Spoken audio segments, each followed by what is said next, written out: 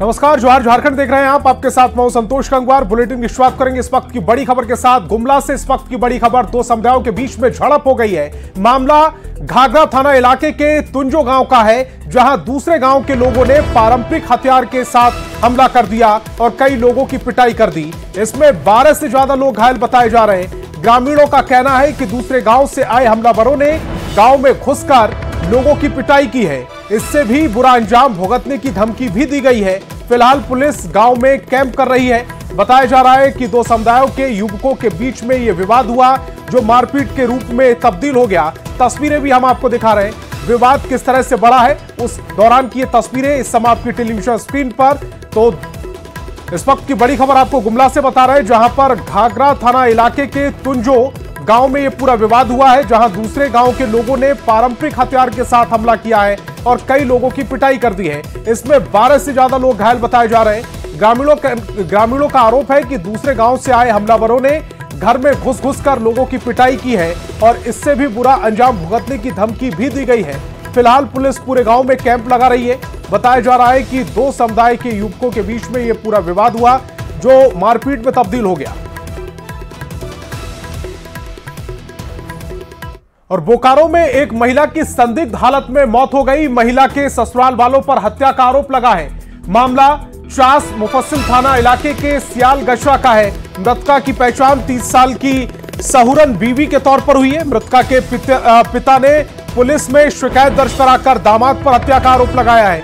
Police ने आरोपी पति सलमान अंसारी को गिरफ्तार कर लिया है। इसके अलावा पिता ने ससुर आबिद अंसारी, सास समेत ससुराल पक्ष के ताहिर अंसारी, जाहिद अंसारी, गुड्डू अंसारी, कल्लू अंसारी पर भी बेटी की हत्या में मदद करने का आरोप लगाया है। मम्मी को सब लोग मार के अम्मू, दादा, दादा, जानकारी वही जवाई ठोक किया, बोला ये गिर गया है, थोड़ा हॉस्पिटल लेके जा रहा है। बोला ठीक है आ रहा है 6 बजे। 6 बजे के बाद हम निकल गया, आइटिया मोड़ आया, फिर फोन लगाया हम, बोला नहीं डेट हो गया, घर में आइए पियर का जरा। रांची में एक बार फिर अपराध का तांडव देखने को मिला है। सरगोड़ा थाना इलाके में एक युवक की गोली मारकर हत्या कर दी गई। मृतक की पहचान अभिषेक कुमार सिंह के तौर पर हुई है। बताया जा रहा है कि अभिषेक अपने दोस्त प्रिंस के साथ हरमू नदी फल मंडी के पास पहुंचा था। इसी दौरान नशा तस्करों ने लूटपाट की कोशिश की और विरोध करने पर उन्होंने अभिषेक को गोली मार दी। दूसरे युवक ने भागकर अपनी किसी तरह से जान बचा ली है। फिलहाल पुलिस मामले की जांच में जुट गई है। कुछ संदिग्ध को हिरासत में लेकर पूछताछ भी की जा रही है।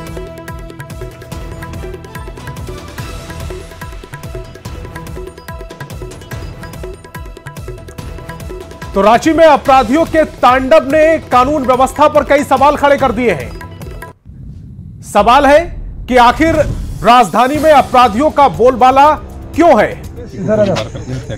कारणों का हम लोग पता करने का प्रयास कर रहे हैं कि किन कारणों से जो है इनका विवाद हुआ है या किस वजह से इनकी हत्या की गई। गोली उड़ाने के बाद बोलता है जो है निकालो, जो है ले लो भाई, मारो मत। हाथ खड़ा कर दिया, आगे 2 मोबाइल था मेरा, दोनों मोबाइल निकाला, पीछे पर्स था वो निकाला, फिर उसके निकालने के बाद उससे भी मांग रहा था, वो नहीं दे रहे करते करते ऊपर तक चढ़ा। इन लोग नहीं दे रहा था, छीना जबकि फिर से छीना उठा रहा था, फिर उसके बाद उसको मारा, आवाज किया। और आज देश के गृह मंत्री अमित शाह झारखंड के दौरे पर रहेंगे। रांची के प्रभात तारा मैदान में बीजेपी प्रदेश कार्य समिति की बैठक है। इसमें अमित शाह शामिल होंगे और झारखंड विधानसभा चुनाव के लिए पार्टी कार्यकर्ताओं को जीत का मंत्र देंगे। इस बैठक में प्रदेश के बीजेपी विधायक और सांसद भी शामिल होंगे। वहीं आरोप पत्र कमेटी के साथ भी बैठक करेंगे और विधानसभा चुनाव को लेकर रणनीति भी बनाएंगे। तो बड़ी खबर आपको बता रहे हैं, अमित शाह का आज रांची दौरा है। आज देश के गृह मंत्री अमित शाह झारखंड के दौरे पर रहेंगे। रांची के प्रभात तारा मैदान में बीजेपी प्रदेश कार्य समिति की बैठक है। इसमें अमित शाह शामिल होंगे और झारखंड विधानसभा चुनाव के लिए पार्टी कार्यकर्ताओं को जीत का मंत्र देंगे। इस बैठक में प्रदेश के बीजेपी विधायक और सांसद भी शामिल होंगे। वहीं आरोप पत्र कमेटी के साथ भी बैठक करेंगे और विधानसभा चुनाव को लेकर रणनीति भी बनाएंगे। तो अमित शाह के कार्यक्रम का पूरा खाका इस समय आपकी टेलीविजन स्क्रीन पर 1 बजे रांची उनका आगमन होगा। 1:15 पर बिरसा मुंडा को वो श्रद्धांजलि देते हुए नजर आएंगे। 1:30 बजे कार्य समिति की बैठक शुरू होगी। 3:30 बजे कोर कमेटी की बैठक है और 4:30 बजे सांसद विधायकों के साथ बैठक होगी, मंथन होगा, चिंतन होगा।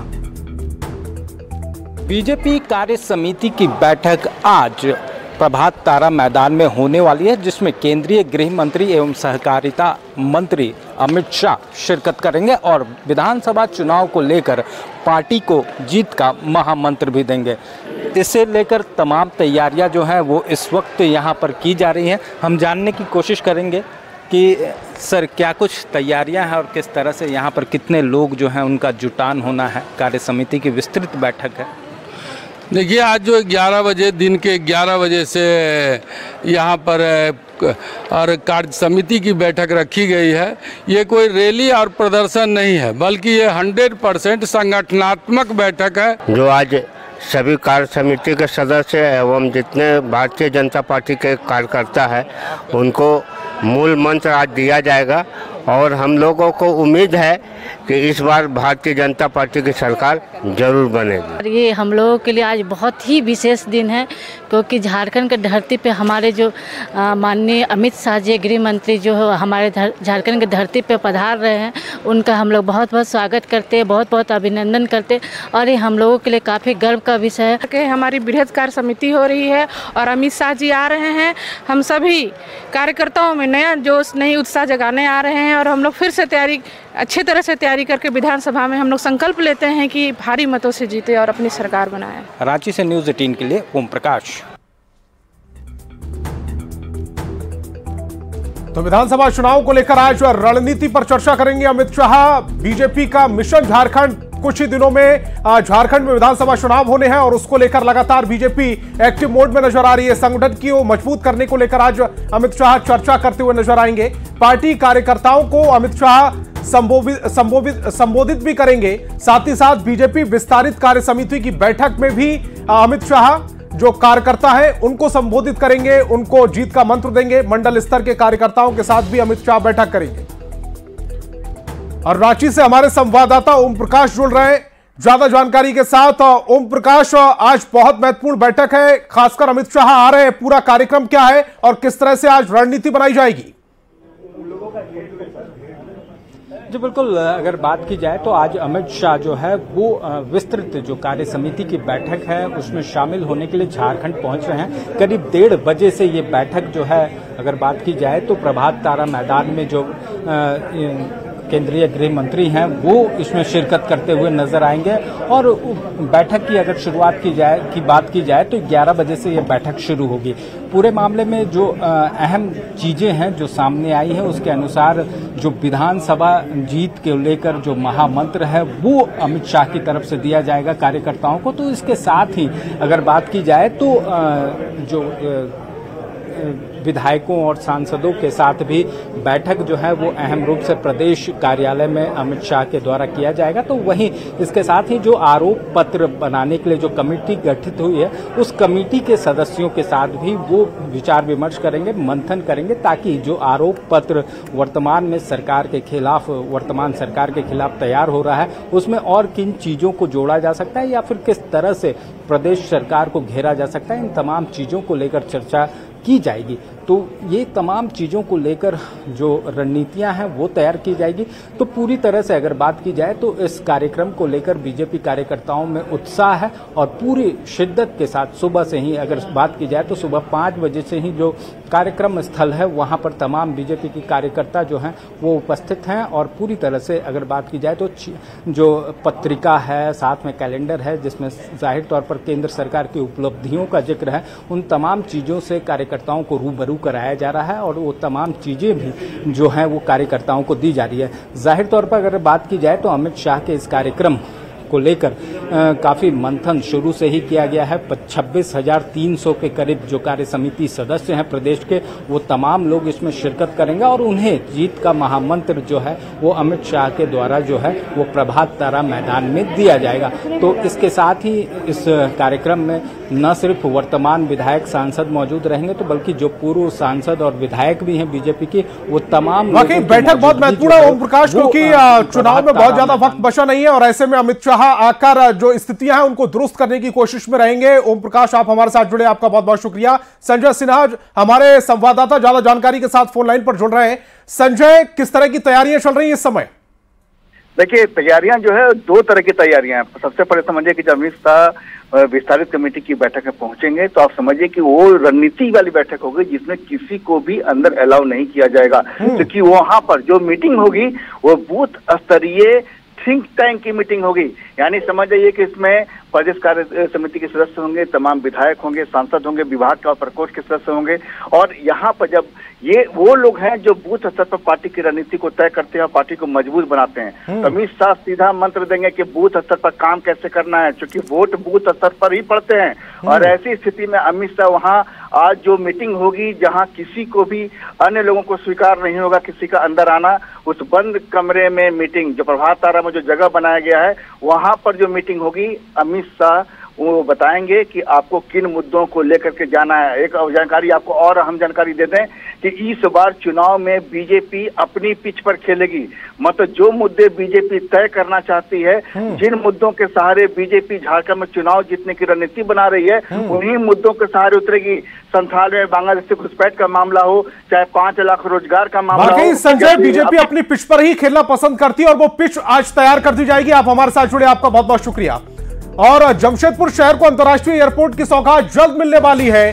कई सालों से वन विभाग की ओर से क्लियरेंस नहीं मिलने पर अंतर्राष्ट्रीय एयरपोर्ट का काम बंद पड़ा था, लेकिन अब विभाग ने क्लियरेंस दे दिया है। ऐसे में जमशेदपुर सांसद विद्युत वरण महतो ने कहा है कि पूर्वी सिंहभूम जिले में घालमूम गढ़ में बन रहा अंतर्राष्ट्रीय एयरपोर्ट देश के प्रधानमंत्री नरेंद्र मोदी का ड्रीम प्रोजेक्ट है। जल्द ही भारत सरकार काम शुरू करने जा रही है। आपको यह भी जानकारी देना जरूरी है, यहां अंतर्राष्ट्रीय एयरपोर्ट बनने के बाद जमशेदपुर के साथ साथ ओडिशा और बंगाल के कई जिलों को भी इसका फायदा होगा।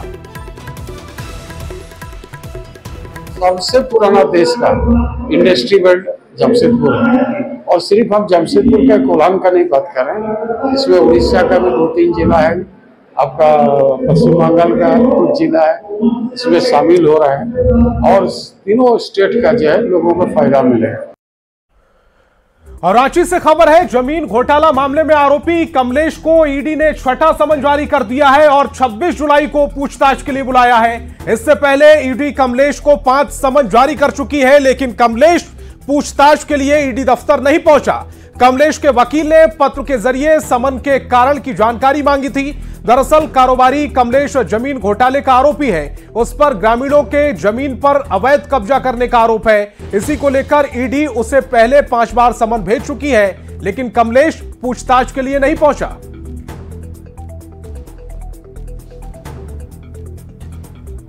ईडी की दबिश देखने को मिल रही है। बता दें कि बीते दिनों जहां कमलेश के ठिकानों पर छापेमारी की गई थी और 1 करोड़ के रुपए के साथ साथ 100 जिंदा कारतूस जो हैं वो बरामद किए गए थे। पूरे मामले को लेकर ईडी ने कमलेश को समन भी किया था, लेकिन वो लगातार पूछताछ के लिए ईडी दफ्तर नहीं पहुंच रहा है। 5 समन के बाद भी कमलेश जो है अब तक ईडी दफ्तर नहीं पहुंचा है, जिस वजह से ईडी ने उसे छठा समन जारी किया है।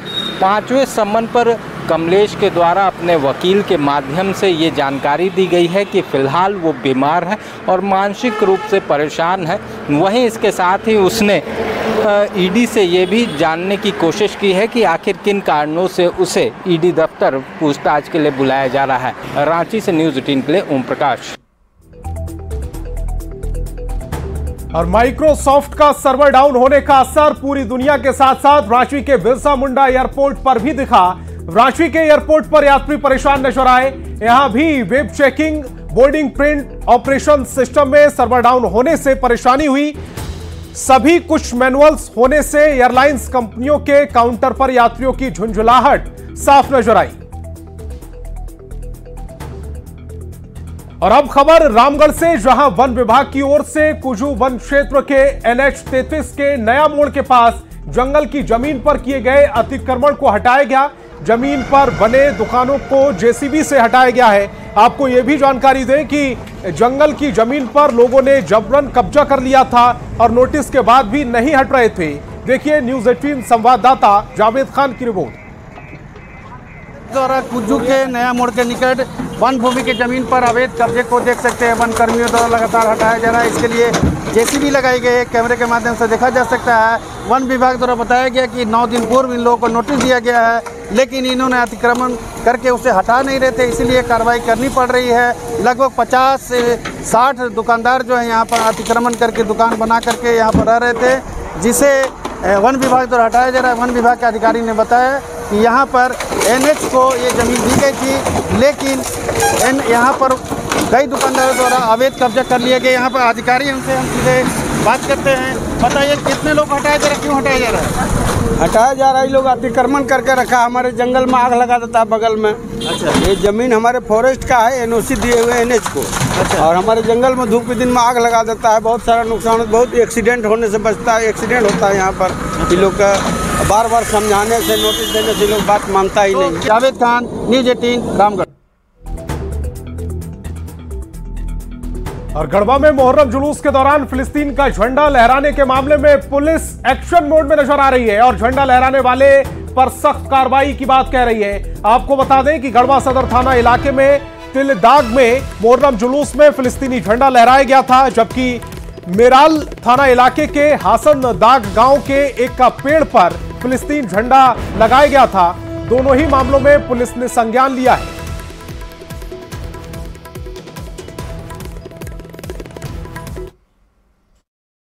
थाने में प्रकाश में आया है, उस वीडियो की हम लोग जांच पड़ताल भी कर रहे हैं और जांच पड़ताल करने के बाद जो भी उचित कार्रवाई होगी, कानूनी कार्रवाई होगी।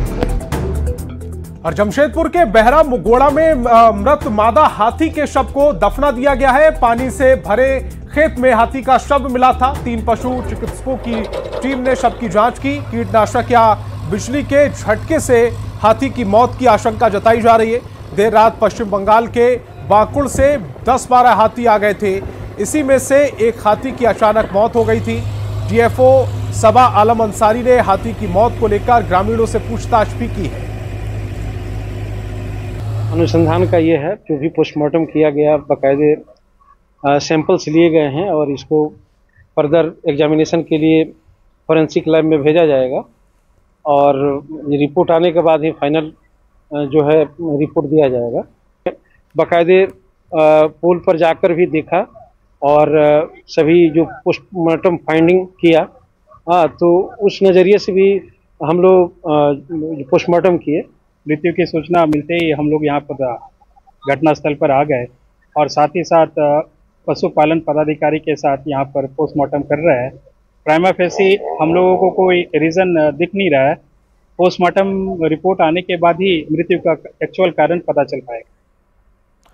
रांची में 1 दिवसीय परामर्श कार्यशाला का आयोजन किया गया, जिसका उद्घाटन श्रम मंत्री सत्यानंद भोक्ता ने किया।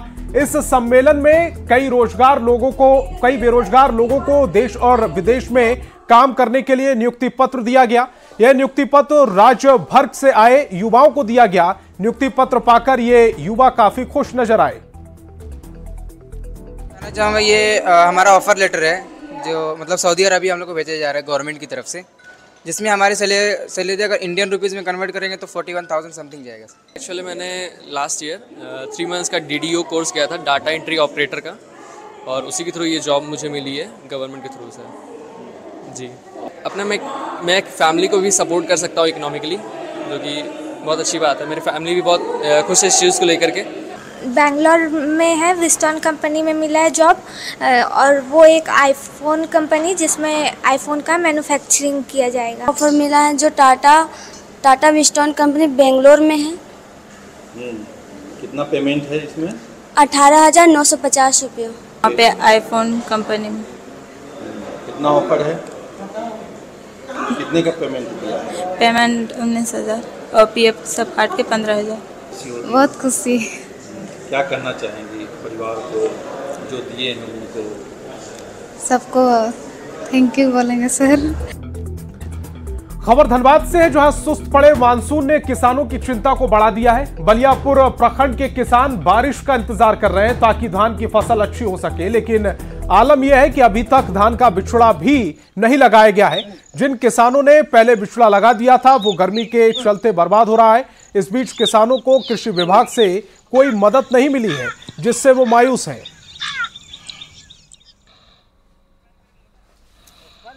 अभी मानसून की जो स्थिति है, जून महीने में जितनी बारिश होनी चाहिए थी उतनी बारिश तो हुई नहीं है। जून महीने में जो नॉर्मल वर्षापात है हमारे झारखंड में या धनबाद जिले में, वो करीब करीब जो है 205.3 mm बारिश होनी चाहिए। और खूंटी में मानसून की बेरुखी ने किसानों की परेशानी को बढ़ा रखा है। सिंचाई की समुचित व्यवस्था नहीं होने से किसान बारिश आधारित खेती नहीं कर पा रहे, लेकिन बारिश नहीं होने से किसानों के खेत इस बरसात के मौसम में भी सूखे पड़े हैं। खबर पर ज्यादा जानकारी दे रहे हैं न्यूज 18 संवाददाता शैलेश कुमार। हम हैं अभी खूंटी जिला में, और खूंटी जिला में जो मानसून की बेरुखी है वो किसानों की परेशानी बढ़ा कर रख दी है। क्योंकि आप देख सकते हैं किसान के खेत बरसात के मौसम में भी सूखे पड़े हैं। क्योंकि खूंटी में सिंचाई की कोई समुचित व्यवस्था नहीं है, इसीलिए किसान बारिश आधारित ही खेती करते हैं। लेकिन बारिश नहीं होने से किसानों के खेत अभी सूखे पड़े हुए हैं, और जिसके कारण धान की बुआई नहीं कर पाए हैं। जो शुरुआत में बारिश हुई उसमें किसानों ने धान का बीज डाला, जो अब बीज धान रोपने के लिए तैयार हो गया है, लेकिन बारिश नहीं होने से ये अब तक धान की रोपाई नहीं कर पा रहे हैं। सिंचाई की समुचित व्यवस्था नहीं है, और हम लोग बरसात के पानी पर निर्भर करते हैं, और पानी नहीं आने से हम लोग का खेती उती भी नहीं होगा, बिचड़ा नहीं लगेगा खेत उत में, और हम लोग कैसे खाएंगे, चावल वोल कहाँ से हम लोग को मिलेगा, बाल बच्चा लोग का पढ़ाई लिखाई कैसे हम लोग करेंगे। पानी बरसात के पानी पर निर्भर करते हैं। अभी थोड़ा बहुत पानी किया था तो हम लोग धान उनका बिचड़ा लगाए थे, कुछ तो तैयार है, अभी कुछ तो खराबो हो गया। सूचना के अनुसार बारिश तो अपेक्षाकृत कम है। किसान भाई, मेरा ये अनुरोध होगा किसान भाइयों से कि वो घबराएं नहीं, बारिश होगी ही, अपना खेत की तैयारी बिचड़ा वगैरह तैयार रखें। किसानों की माने तो किसान यहाँ पर धान की ही खेती करके अपने परिवार का भरण पोषण करते हैं। जो अब तक नहीं हो पाया है धान की बुआई, उससे किसान परेशानी में है कि आखिर आगे इनका भविष्य कैसे चलेगा।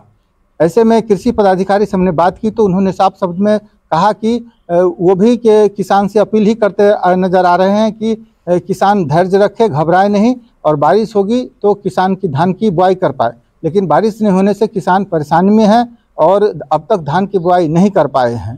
शैलेश कुमार, न्यूज 18 खूंटी। तो ज्वार झारखंड में फिलहाल इतना ही। आप देखते रहिए न्यूज 18 बिहार झारखंड।